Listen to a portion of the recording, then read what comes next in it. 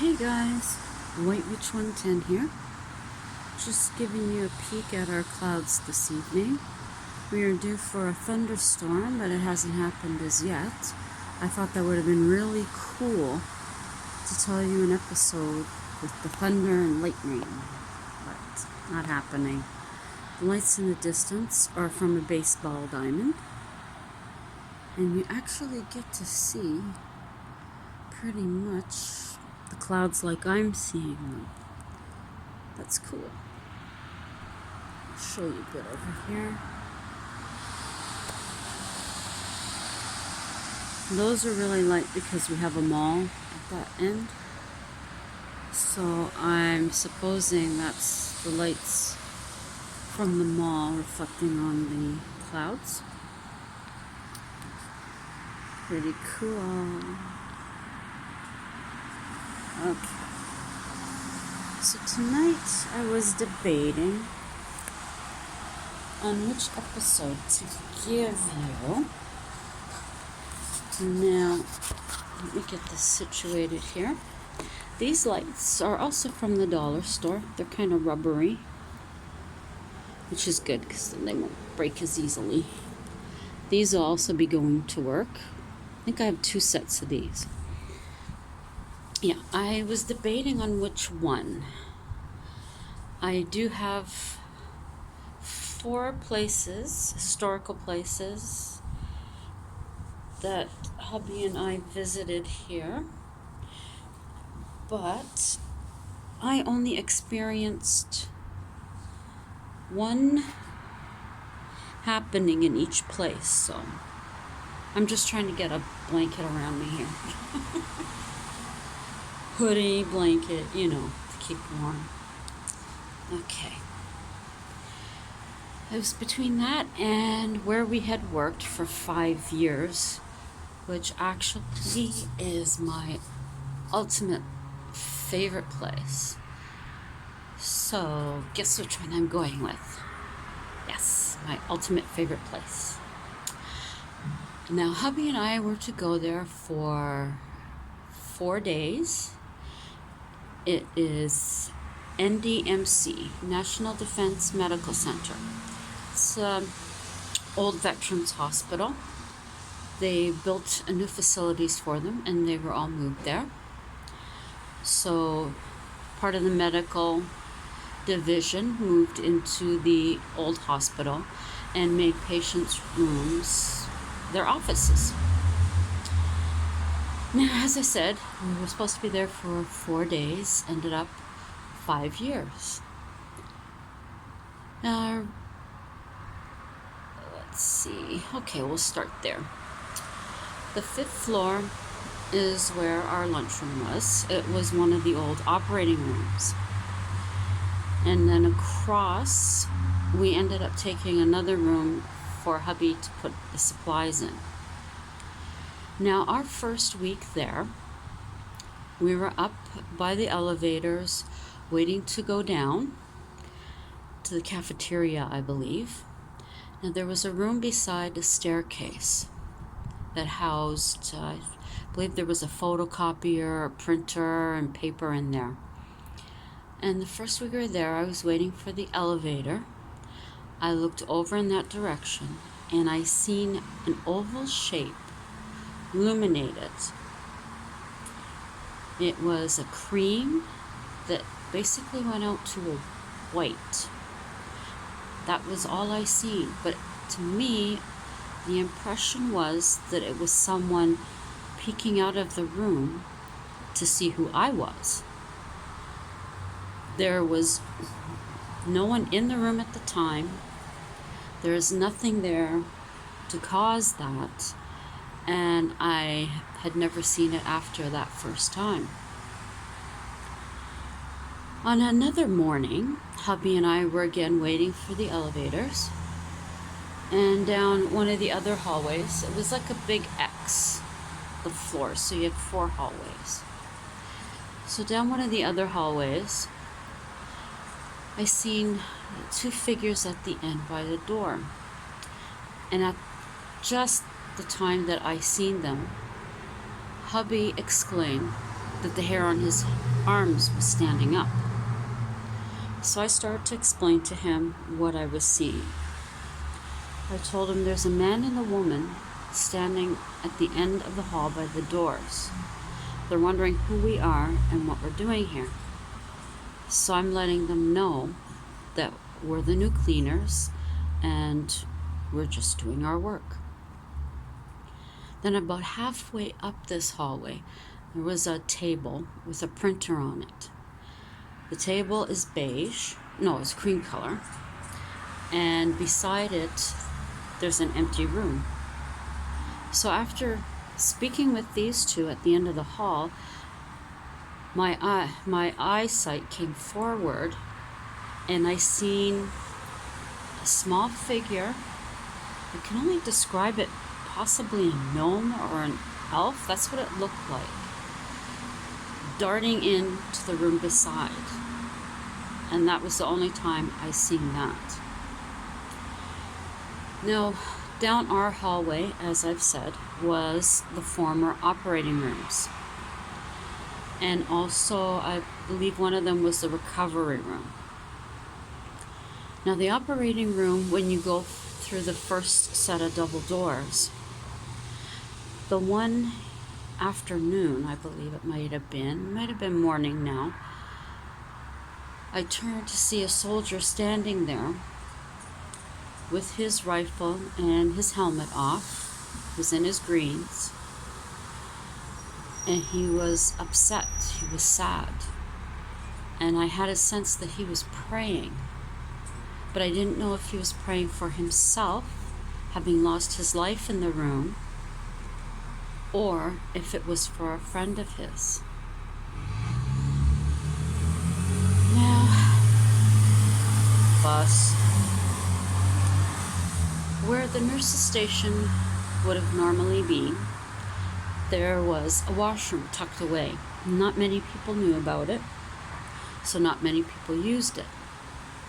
On this one occasion, I decided to use it, and sitting there, I looked, and I could see a shadow under the door. Finishing my business, I get up, I go look, nobody's there. Now I realized time had passed, not that much, and someone could have very easily gone in and out, but both doors, as in most doors in this place, made a very large sound no matter how gently you went to close or open them. Crazy, I know. Now, hubby had his own episode in the men's washroom. There was a shower there and also lockers. And once again, the doors make noise. So he was in the washroom doing his business, and the light went off and the light went on. Now, thinking someone was playing a trick on him, he kind of ignored it. But it happened again. Getting up, finishing his thing, he looked. No one was anywhere in the bathroom. And he, like myself, hadn't heard a door open or close.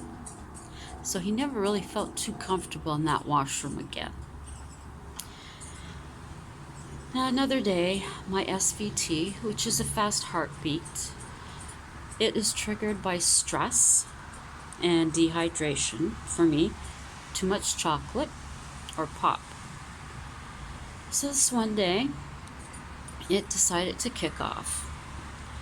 Now, usually if I can relax enough to fall asleep, it will convert back to proper rhythm. So hubby went ahead, made a little space for me with boxes in his supply room for me to lay down and hopefully have it convert on its own. So laying there in the dark, I started to get the feeling that there was a nurse beside me. Taking into account that this was a former operating room, it didn't surprise me. I continued to try to calm myself enough to go to sleep. Then I felt the presence of a doctor. I told them both, I can't relax enough, I won't be able to go to sleep, so I'm going to have to go and have medication intravenously. And let's see what. Okay, we'll go to the 6th floor next.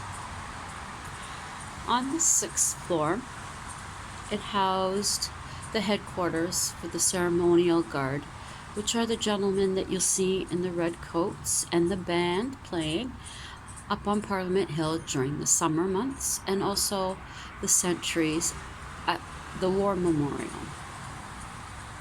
They are a great bunch of people. Now, the one morning, hubby decided to come with me to collect the garbage on the floor. And in one hallway, I was going into one of the rooms and I seen someone in their greens. I was gonna tell hubby to move over, but I figure he's a grown man. He'll know to move over to let the person through. I grabbed the garbage can, went to go out to dump it, and asked him where the gentleman went. He asked me, who? I told him, just forget it. I tried a few times to see if maybe reflections might have caused it. Nothing seemed to give me what I see.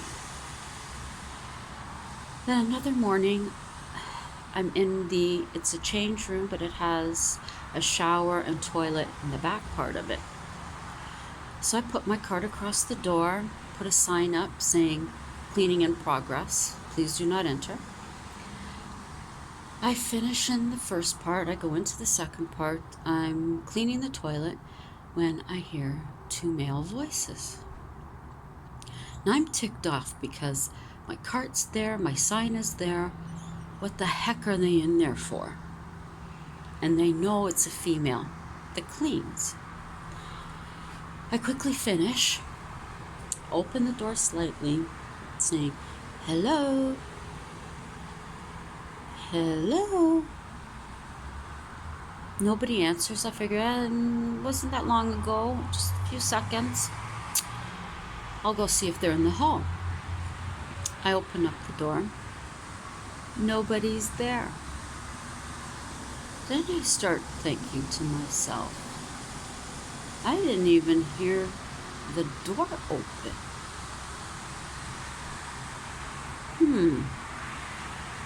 Now that would be the first time I ever heard a conversation like that in that room.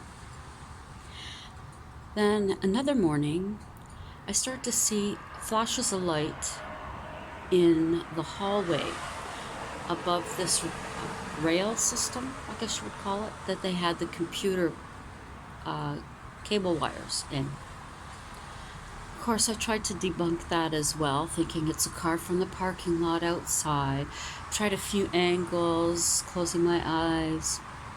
Nope, couldn't duplicate it. But I still wasn't sure that it was paranormal.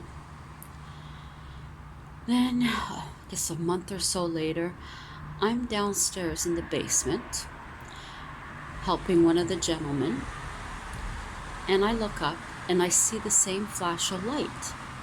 There are no windows downstairs that would reflect anything to cause that flash of light. So I put it down to, must be paranormal. Has to be paranormal. Now in the basement, because they were supposed to be moving and the building was to be demolished, but that has since not happened and plans have changed.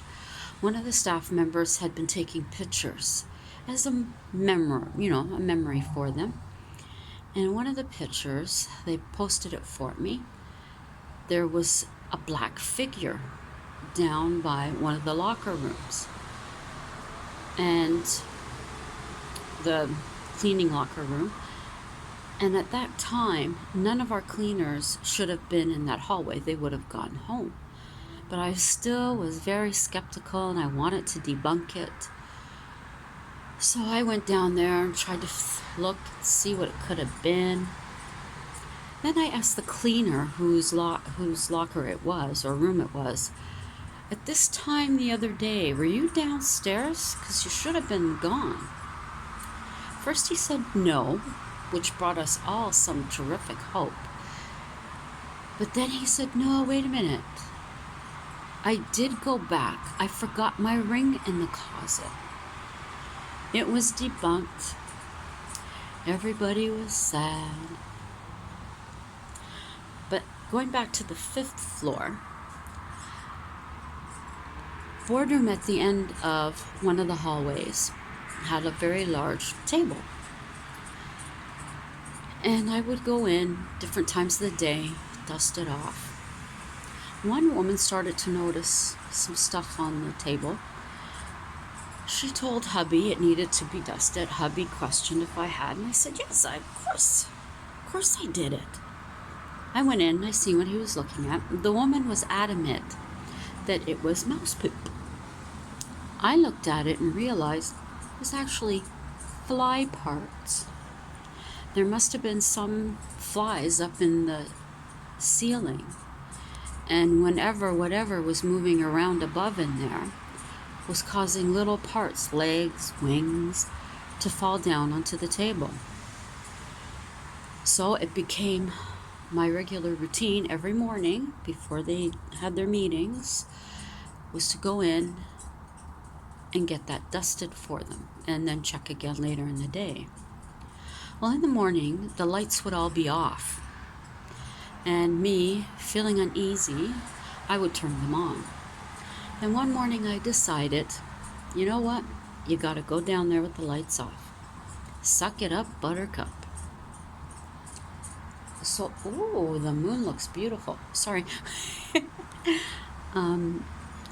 Yeah, so I decided, no, I'm not gonna turn the lights on. I'm gonna go down the hallway. And so I did. And I could feel like patients, the veterans, the forces staff were all at the doorways of the rooms looking at me.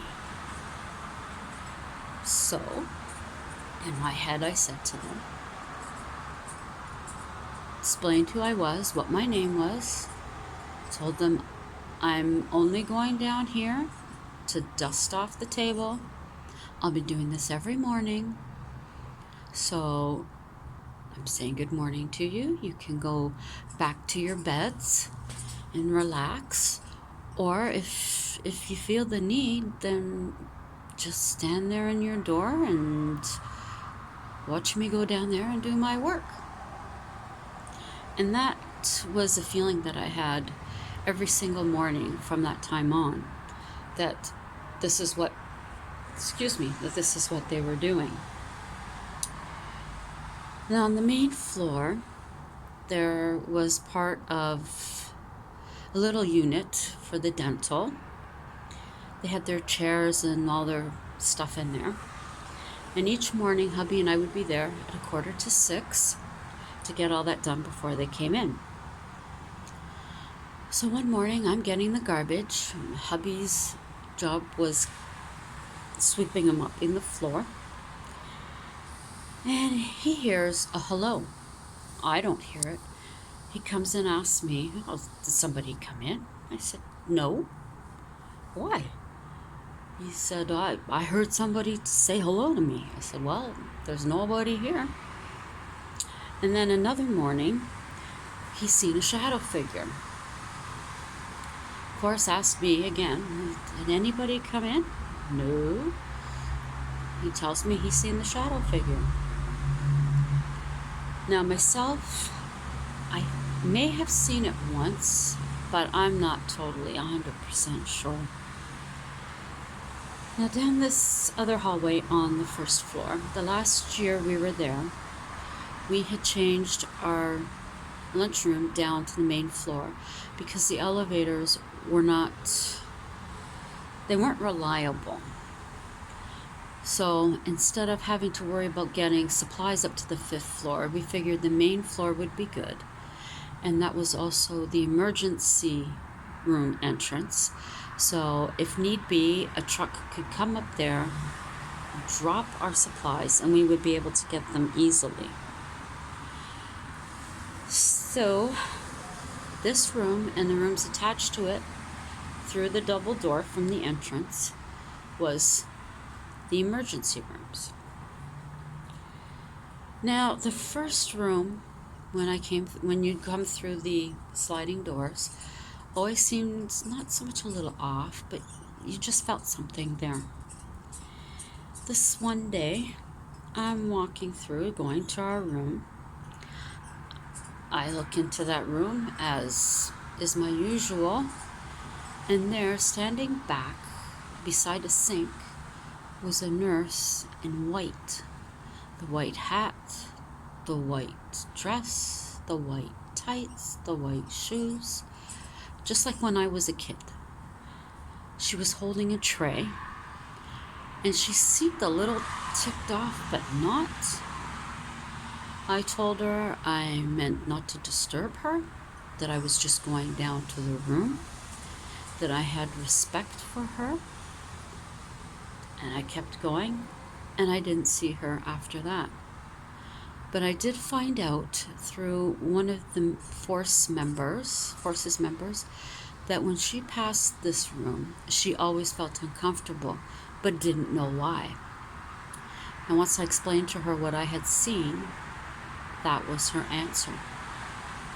And one of the civilians who worked there, her daughter has special needs, and she would always tell her mother about Margaret. So, just putting our two and two together, whether it was right or not, we don't know. We thought maybe Margaret was this nurse. And then the basement. Hubby and I were, was the waxing. So lunchroom in there, I go in and I prep it. So I'll get chairs up on the table, go ahead, sweep through, so it's all ready for him. Now, someone had helped me, I forget who else it was that was helping us at that time. They helped to put the chairs up.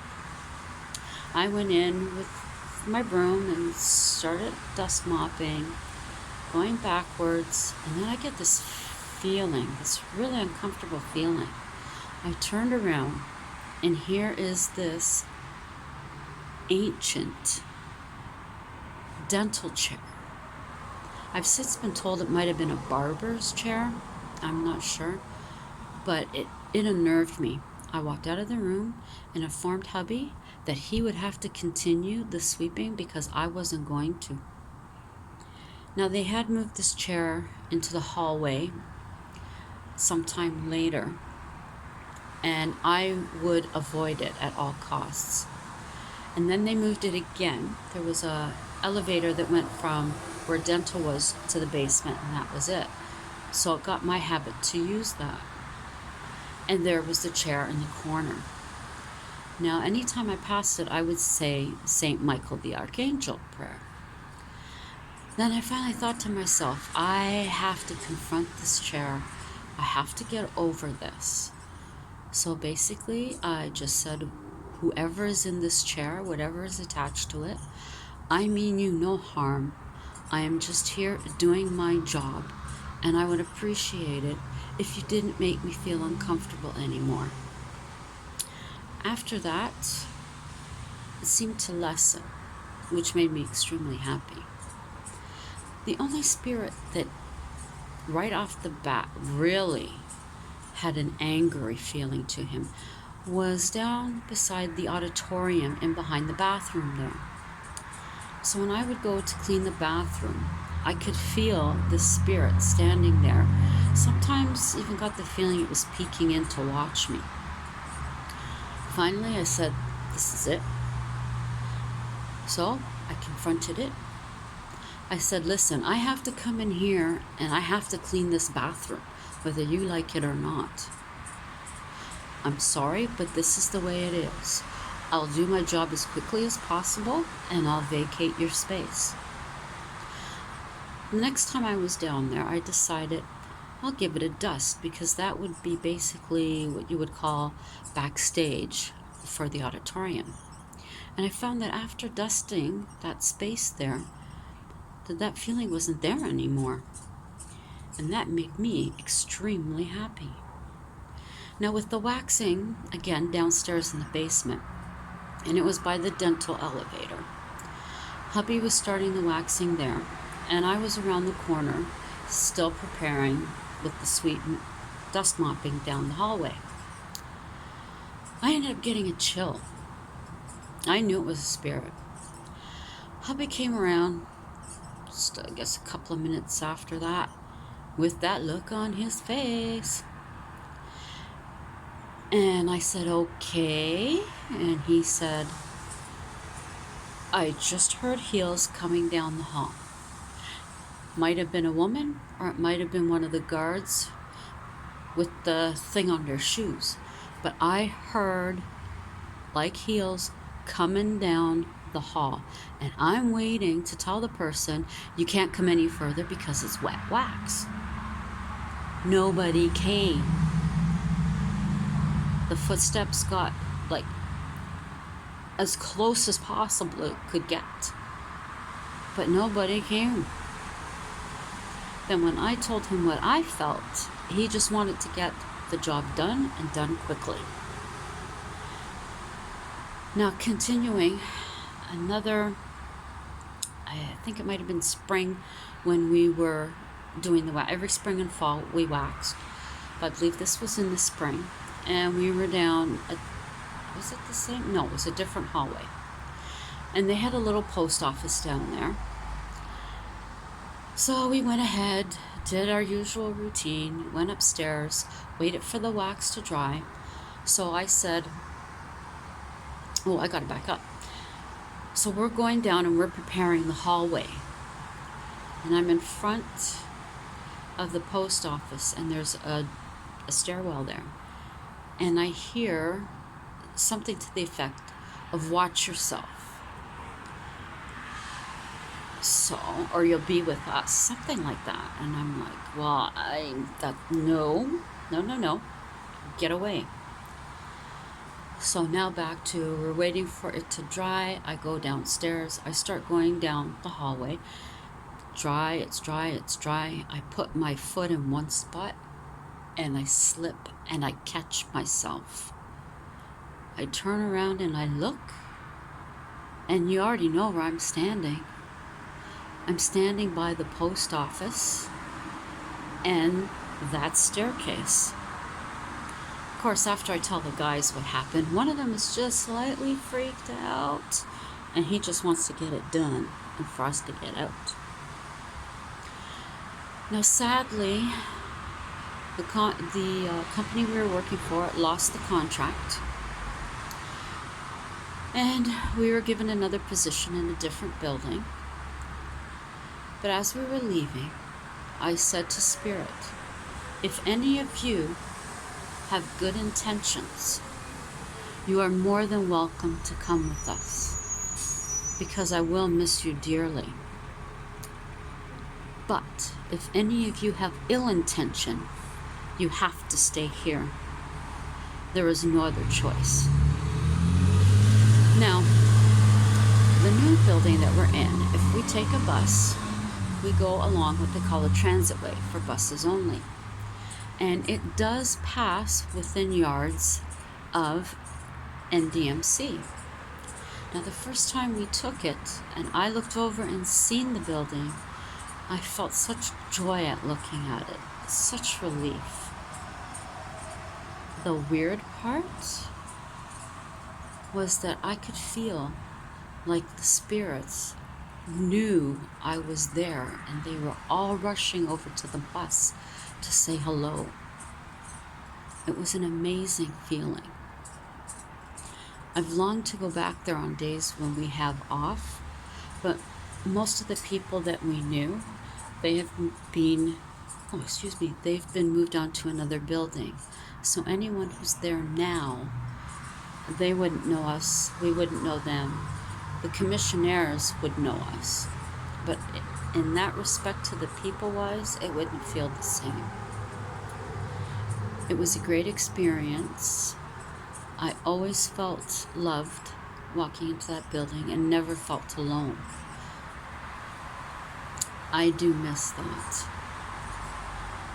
The Canadian Forces are a great bunch of men and women who do a lot for us, and their families also sacrifice. We've seen firsthand their sorrow at losing someone that they know. The moment of silence and the name being called, and someone crying out.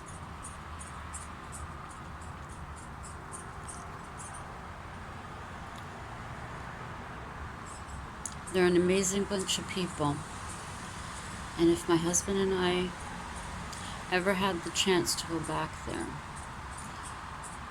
and meet the people that are there now, we may take it.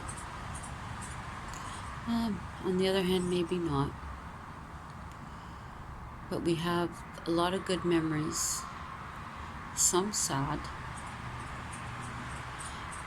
but are very fortunate that we got to know them. That is tonight's episode. It's a long episode for sure. But as I said, this was